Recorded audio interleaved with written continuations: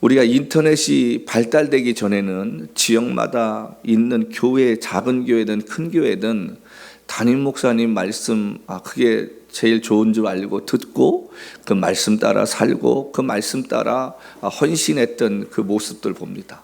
제가 어렸을 때만 해도 지역에서 부흥회 열린다 그러면 뭐 10리 20리 찾아오셔가지고 함께 예배 드리고, 보통 그때는 부흥회가 월요일부터 금요일날 새벽까지 진행되어지면 목요일 날은 끝나고 나면 교회에서 떡을 해가지고 함께 드셨던 그런 시절이 있었습니다.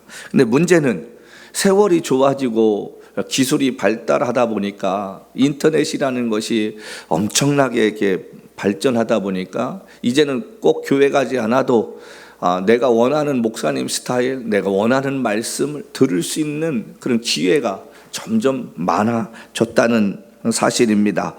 자, 그래서 집회도 여러 종류의 집회를 접할 수도 있고요.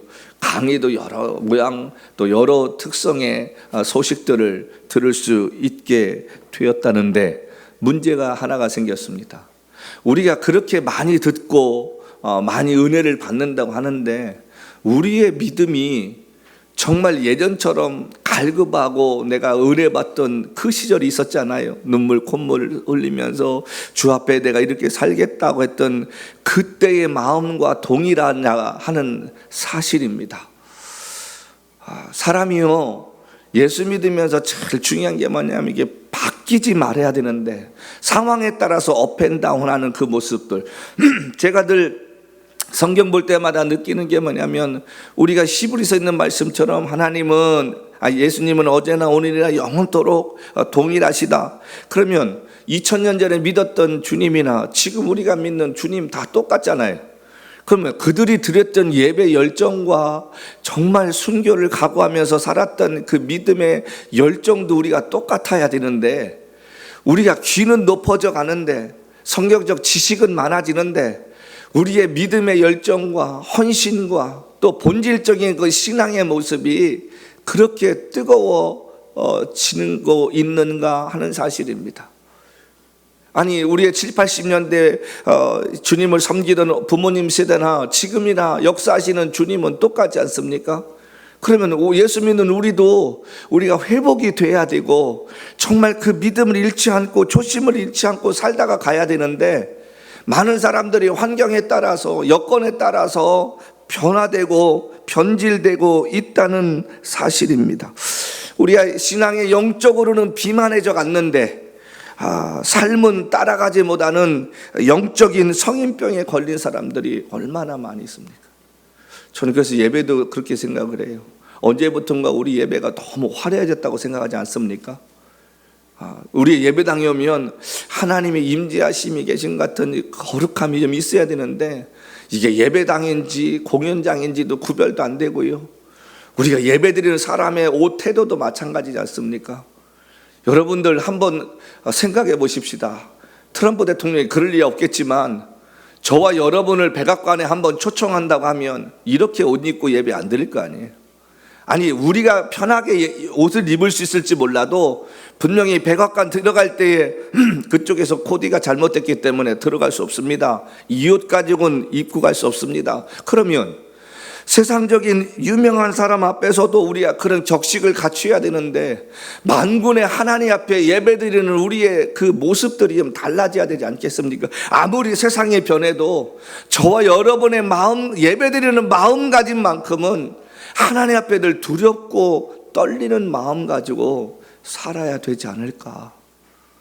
근데 시대가 점점 그렇게 따라가지 못하는데 슬픈 마음이 든다는 것이죠. 헌신과 참된 순종이요? 여러분, 이 시대에 정말 이거 지키며 사는 사람 어디 있습니까?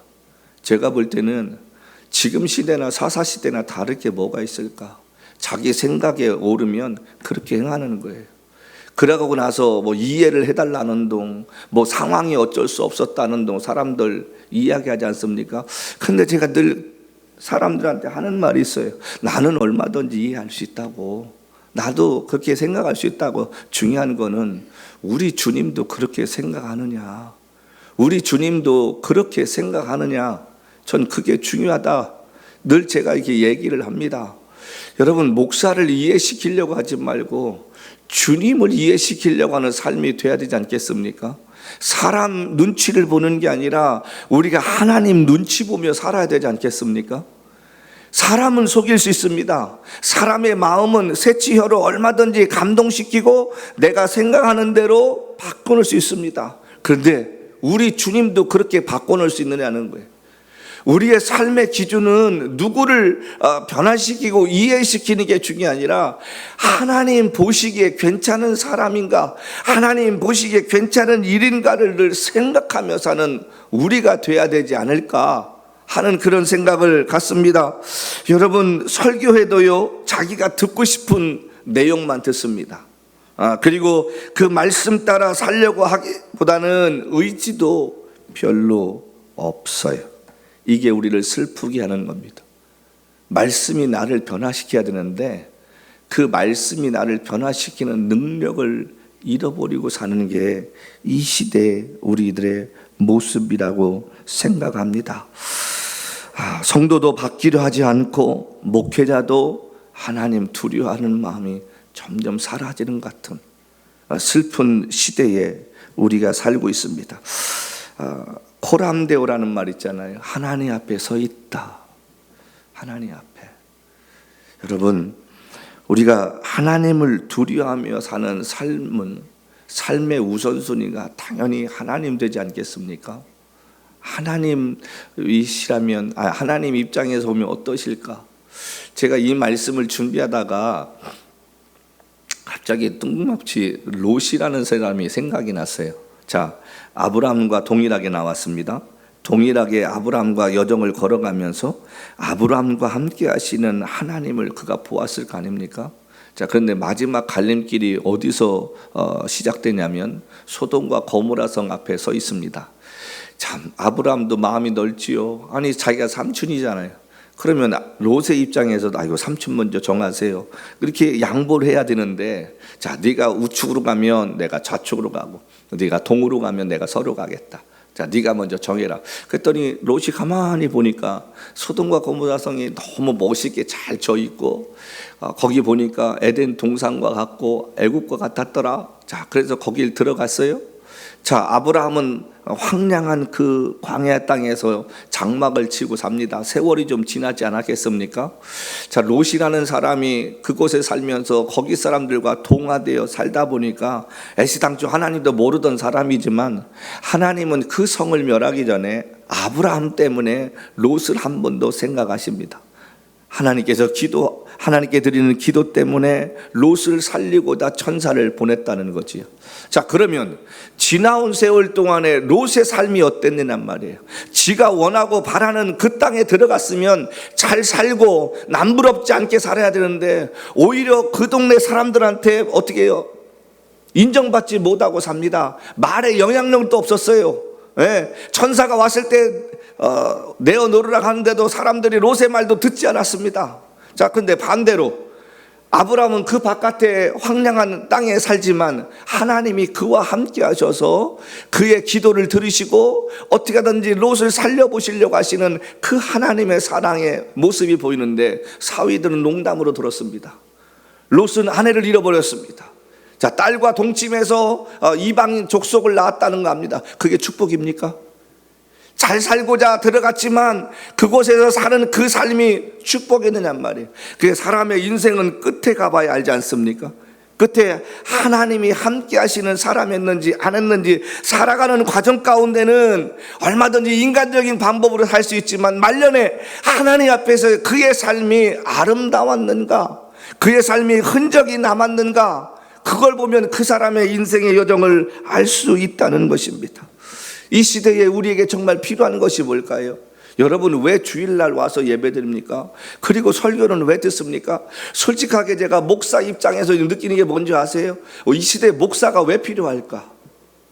옛날에는 정말 목사님 말씀에 순종하고 어떤 일을 상의하면 목사님이 기도해 주시면 아멘, 그리고 따라가려고 하는 그 마음들에도 있었는데 요즘 그런가요? 안 하기는 찜찜하고, 그러니까 알리고 나서 하기는 좀 부담스럽고, 그래서 기도는 받되 감사합니다. 그 돌아서는 자기가 하고 싶은 대로 그 일을 행하는 거예요. 그러니까 목사가 왜 필요하고, 말씀을 전하면 그 말씀을 따라 사는 변화가 보여야 되는데 그 말씀도 보이지 않아요. 그러니까 목회자들이 자괴감을 느끼는 거예요. 야, 베드로는 금고하는 내게 없어도 예수의 이름으로 명하노니 안전병이 일어나라 했더니 일어났는데 우리에게는 그런 능력도 없고, 설교를 해도 교인들이 그 말씀을 들을 때는 아멘 하는데 일주일간의 삶을 보면 세상 사람과 변화가 없고 1년이 가도 그 사람의 신앙은 늘 거기에 머무는 것 같은 안타까움. 여러분들 정말 죄송합니다. 목회자가 돼서 보면 성도들의 삶을 1년 동안 이렇게 지켜보잖아요. 목회자 스스로 알잖아요. 우리 성도가 얼마나 믿음이 컸는가 안 컸는가. 오직 우리의 인생 가운데 정말 우리가 하나님 말씀을 들었으면 그 말씀 따라 살려고 하는 자세가 돼야 하잖아요. 저희가 월요일부터 수요일까지 2박 3일 동안 조지아를 좀 다녀왔습니다. 저희 가정에서 좀 일이 있어서 다녀왔는데, 저는 제가 미국에 와서 26년 살지만 제가 남의 집에 가서 잔 거 한 5밤 될까요? 제가 웬만하면 제가 민박을 안 합니다. 제가 어딜 가든 제가 차를 렌트하고 제가 호텔을 빌려서 제가 거기서 머물다 오지. 근데 이번에는 일이 있어 간다니까 우리 그분께서 꼭 좀 자기 집에서 주무셨으면 좋겠다.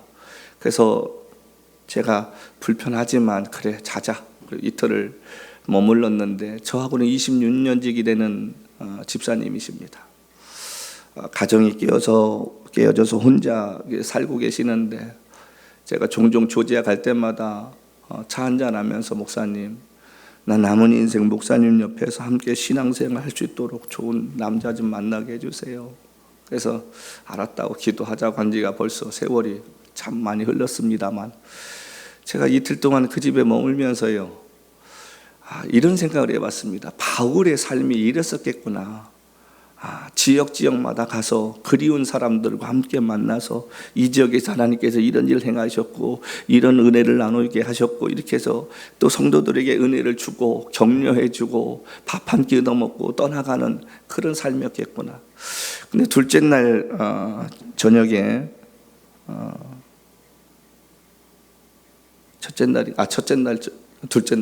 둘째 날 저녁에 이 자매가 잠을, 집사님이 나중에 보니까 거실에서 잤어요. 왜 그런가 했더니 본인이 좋아하는 목사님 가정에 왔다고 밤새 시루떡을 만드는 거예요. 그 시루떡을 하다 보면 밤에 이렇게 뒤집고 뭐 해야 되는데 자기 방에서 잠을 자면 그게 만들어지지 않으니까 그 목사님 대접하려고 그 떡을 이렇게 만들어서, 목사님은 드셔보세요. 근데 제가 눈물이 나더라고요. 담임 목사도 아닌 사람에게 그 떡 한 덩이를 대접하기 위해 밤잠을 설치고 소파에서 누워서 잠을 자며 떡을 만들었다는 이야기 들었을 때는 제가 그 떡을 먹으면서 가슴에 눈물을 흘리며, 주님, 이 자매가 이렇게 대접하는 이 마음 기억하셔서 하나님 은혜 달라고 이 자매의 삶에 정말 보아스 같은 형제를 붙여주셔서 한평생 이렇게 남을 대접하는 그 마음 가지고 살 수 있는 은혜를 달라고. 여러분이 이곳에서 사면 6불 7불이면 사 먹는 그 시루떡인데, 그날의 제게는 그 시루떡이 값으로 따질 수 없는 프라이슬리스의 한 조각의 떡이었습니다. 제가 그것을 먹고 그다음에 공항에 돌아오면서 내가 저런 사람을 한평생 만났다는 게 얼마나 감사한지, 여러분과 저의 인생에 누군가에게 그런 삶이 돼야 되지 않겠습니까? 한때는 생명 걸고 모든 걸 다 해줄 수 있을 것 같다고 생각했던 사람이 어느 순간에 등을 돌리며 사는 게 요즘 시대의 모습입니다. 여러분, 바른 믿음은 성경을 얼마나 아느냐가 중요한 것이 아니라 얼마나 그 성경 말씀 따라 우리가 행하며 사는가, 그것이 중요하지 않겠습니까? 오늘 본문은 제가 말씀 안 드려도 무슨 내용인지 웬만큼 교회 다니신 분들은 다 아는 얘기입니다. 제가 다시 말씀 안 드려도 이 말씀의 내용 무슨 얘기인지 다 알아요. 자, 그런데 여기에 중요한 것 제가 두 가지만 오늘 보려고 이 말씀을 준비했는데, 오늘 이 말씀의 주인공이 바로 사마리아 사람이었다는 것입니다.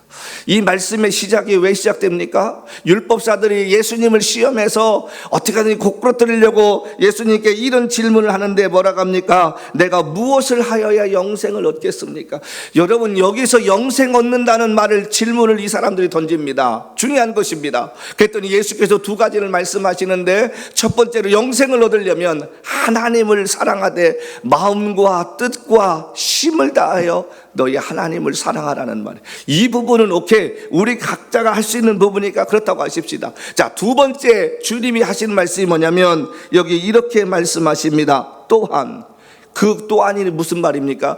내가 하나님을 사랑하는 것은 기본이고, 여기 마음과 뜻과 힘을 다하라는 말이 뭡니까? 우리의 생각과 우리의 마음과 정성을 다해 하나님을 사랑해야 할 것. 다시 말하면 우리의 삶의 모든 전부가 하나님이 되어야 한다는 거예요.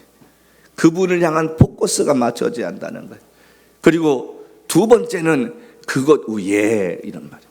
그것에 더하여 뭐라고 합니까? 여기 보니까 내 이웃을 내 자신같이 사랑하라. 옆에 있는 사람을 네 몸 사랑하듯이 사랑하라.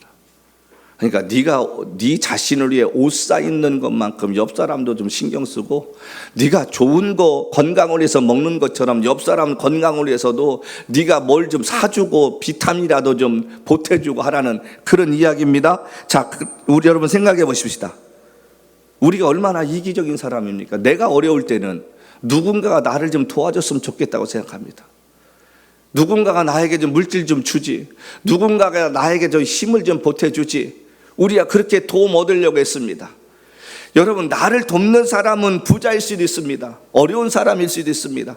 그 사람은 쓸 것이 없어서 내게 돈을 주고 정성을 다해서 음식을 대접하고 그렇습니까? 아니요. 제가 늘 드리는 말씀 있지 않습니까? 밥값을 내기 좋아하는 사람은 돈이 많아서가 아니라 상대방과의 관계를 오랫동안 가고 싶어서, 오랫동안 함께 유지하고 싶어서 내는 것이라고 제가 늘 드렸는데, 정말 나는 누군가의 도움을 얻고 살는데 어떤 사람이 막상 내게 뭘 도와달라고 얘기하면 나는 관심 없는 거예요. 내 일 아니라는 거예요. 잘 모릅니다.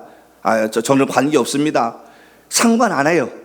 주님이 얘기하는 것은 너도 어려울 때 있었지 않느냐는 거예요. 너 어려울 때 내가 누군가를 통해 너를 도왔잖아. 그러니까 너에게 이야기하는 사람은 내가 너에게 보낸 사람이니까 네가 최선 다해서 도우라는 건데, 우리는 그렇게 생각하지 않습니다.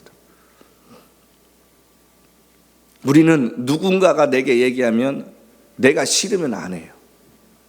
그리고 내가 아까우면 안 줘요. 그게 잘못됐다는 거예요.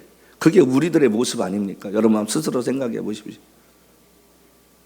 내가 누군가가 나에게 도움을 요청할 때 정말 내 일처럼 도와주고 사는지. 죄송합니다, 제가 잘 모릅니다. 그러면 내가 어려울 때도 저 어려운데 제가 죄송합니다, 제가 잘 모릅니다. 나 서운하지 않겠어요? 우리가 말과 행동이 똑같아야 되지 않을까? 우리가 머리로 사는 게 아니라 가슴으로 살았으면 좋겠습니다. 지금 당장 이것을 주면 나 못 사는데, 그럴지라도 주님이 감동을 주시면 그 주머니를 털어서 아낌없이 줄 수 있는 삶이 되었으면 좋겠습니다. 하나님은 공급자가 되신다며요. 너희는 먼저 그의 나라와 그 일을 구하라. 그리하면 이 모든 것을 너에게 더하여 주시라고 말씀했다면, 그 말씀이 내 삶에 정말 이정표가 돼야 되지 않겠습니까? 여러분, 언더스탠딩이라는 영어 단어가 있습니다. 언더란 말과 스탠딩이라는 말이 있습니다. 누군가를 이해한다는 것은 그 사람 밑에서 서 있어 봐야 한다는 것입니다. 정말 여러분과 제가 제 자신을 사랑하는 만큼 내 옆에 있는 사람과 내가 아는 사람을 사랑하는 게 똑같느냐는 말이에요. 근데 성경은 우리에게 뭐라고 하냐면 내 이웃을 내 몸같이 사랑하라고 이야기를 지금 하고 있다는 이야기입니다. 상대방이 어려우면 내가 어려움 겪는 것처럼 그 어려운 문제를 해결하려고 그 사람과 함께 너희가 그 일을 해결해 가라, 이런 이야기입니다. 어려운 사람 만나면 여러분과 제가 할 수 있는 한 최선을 다해서 그를 도울 수 있는 사람이 되라는 사실입니다. 여러분, 여기 지금 예수님께서 말씀하시는 영생을 어떻게 얻느냐는 사람에게 주시는 이 해답, 우리에게 적용하면 뭡니까? 우리가 이렇게 사랑하지 못하면 저와 여러분도 영생 얻지 못한다는 말과 똑같습니다. 하나님이 세상을 이처럼 사랑하사 독생자를 주셨다고 했습니다.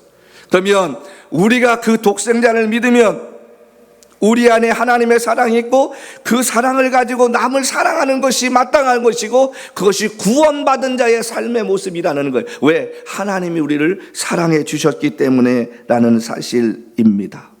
그래서 하나님을 진실로 사랑하는 사람은 이웃을 사랑하는 거예요. 그러니까 선교사들이 하나님을 사랑해서 선교지에 가서 선교지에 있는 사람들을 사랑하는 것, 그 자체가 선교라는 것입니다. 율법사들은 누구보다도 하나님을 사랑한다고 고백했던 사람들입니다. 누구보다도 하나님을 사랑해서 여기 제사장들도 마찬가지고 예배하는 자들이라고 스스로 생각했다는 것입니다. 자, 그런데 오늘 중요한 것은요, 여기 예수님께서 비유를 드셨는데 뭐라고 말씀을 하시냐면 여기 30절 말씀 보십시다. 예수께서 대답하여 이르시되 어떤 사람이 예루살렘에서 여리고로 내려가다가 강도를 만나매 강도들이 그곳을 벗기고 때려 거의 죽은 것을 버리고 갔더라. 유대인이겠죠? 이방인들은 못 올라가니까. 사마리아 사람은 아닐 거 아니에요. 자, 이 사람이 강도를 만났습니다. 옷도 뺏기고 얼마나 많이 맞았는지 거반 죽은 사람처럼 되었다는 거예요. 자, 유대인이 이런 일을 당했습니다. 그런데 예수님께서 누구를 이야기하냐면 여기 마침 제사장이 31절, 그죠? 그 길로 가다가 보고 피하여 32절, 이와 같이 레위인도 그곳에 이르러 그를 보고 피했다. 자, 여기 레위인과 제사장은 아까 말씀드린 대로 성전 안에서 날마다 예배드리고 하나님의 말씀을 가르치면서 살았던 사람이, 오늘날로 말하면 저와 여러분처럼 예수 믿는 사람이고 목사고 장로고 집사고 권사고 성도 교인일 수도 있습니다. 자, 그런데 어려운 일 당한 사람을 보고 그냥 지나갔다는 거예요. 교인들이 신분이 없으면 말을 못합니다. 왜냐하면 말 잘못하면 나중에 그게 화살로 돌아올까 봐. 한 성도가 신분이 없으면 우리가 그 사람이 신분을 얻을 수 있도록 하나님 어떻게 하면 좋겠느냐고 기도하고 함께 애를 쓰고 방법을 찾아봐야 되는데, 한 가정이 사업이 실패했습니다. 그러면 그 실패한 사람이 다시 일어날 수 있도록 우리가 어떻게 도울 수 있을까? 저를 위해 기도해주고 힘을 주고 작은 물질이라도 손에 쥐어지면서 내가 가진 게 이것밖에 없는데 일어나서 꼭 성공하시라고 그 한마디 용기를 주는 사람이 없다는 거예요. 다 피해가는 거예요. 이 사람들은. 여러분, 교회는 피난처 아닙니까? 삶에 실패하고 낙심하고 절망했던 사람들이 이곳에 찾아와서 말씀을 듣고 성도들의 사랑을 힘입어 다시 한번 일어날 수 있는 곳이 되어야 할 줄로 믿습니다. 그것이 교회가 존재해야 할 목적 아닙니까? 사람을 살리고 사람을 회복시키는 그 일을 하라고 하나님이 교회를 세우셨다는 말이지요. 자, 그런데 예수 믿는 사람이, 하나님을 안다는 사람들은 다 그 모습을 보고 지나쳤습니다. 누구 하나 찾아가서 옷을 벗어서 입혀주고 그 핏을 닦아주면서 그를 돌봐준 게 아니라 그냥 지나쳐 갔다는 거예요. 이게 종교인들의 모습입니다. 우리들의 모습은 아닐까요? 어려운 사람 보면 그냥 거기에 엮이게 되면 내가 혹시라도 피해 입을까 봐 그 사람과 좀 관계를 멀리 하려고 하는 사람들, 여러분 기억합시다. 교회는 의인들이 모인 곳이 아니라 용서받은 죄인들이 모인 곳인 줄로 믿습니다.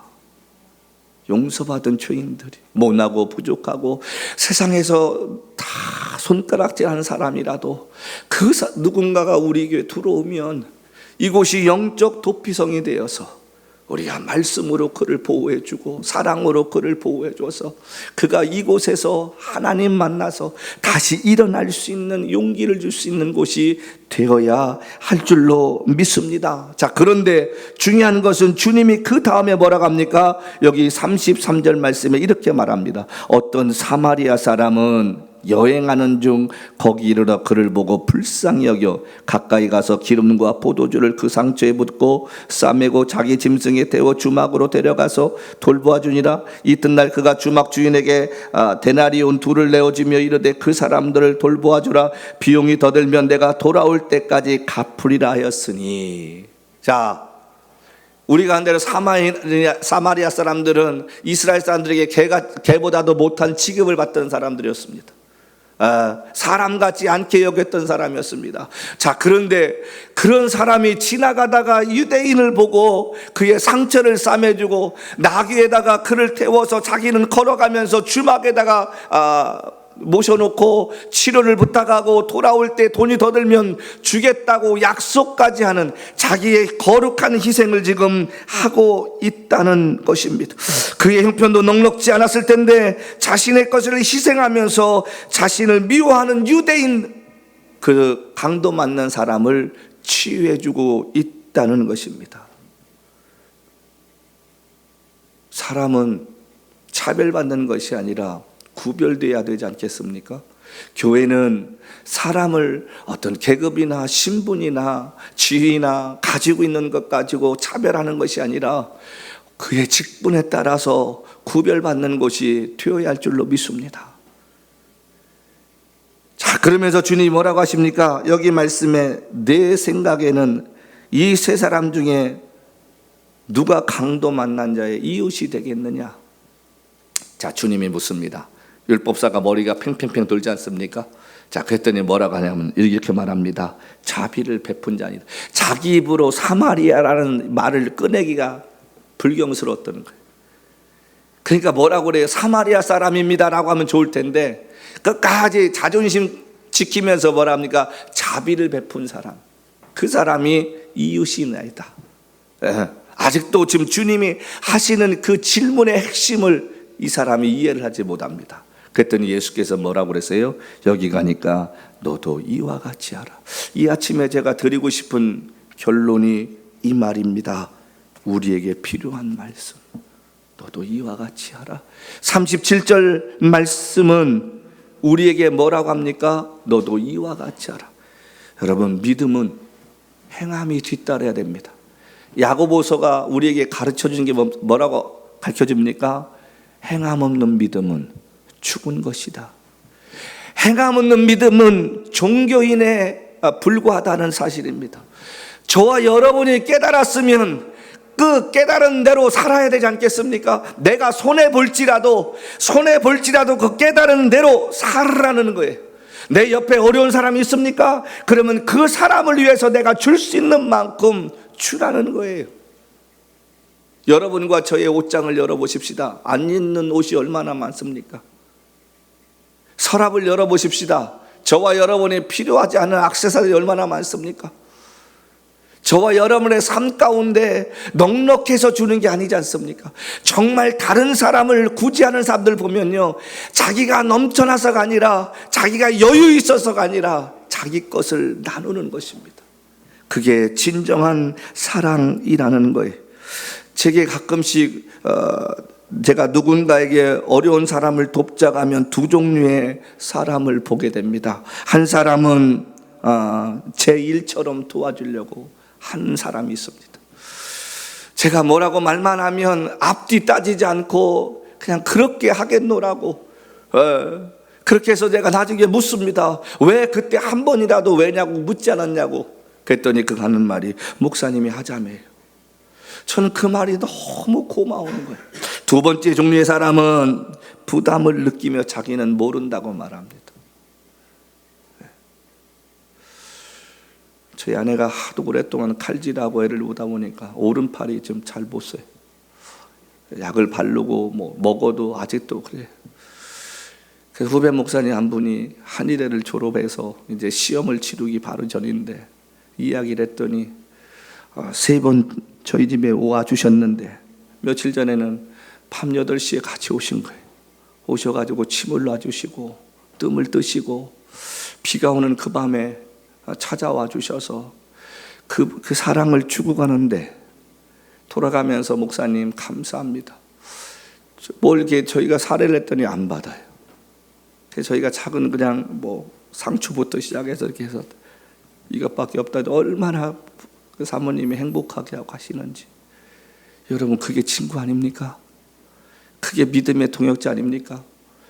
여러분 생각해 보십시오. 오늘 밤이라도 1시라도 여러분들에게 어떤 일 생기면 전화할 수 있는 사람이 몇이나 됩니까?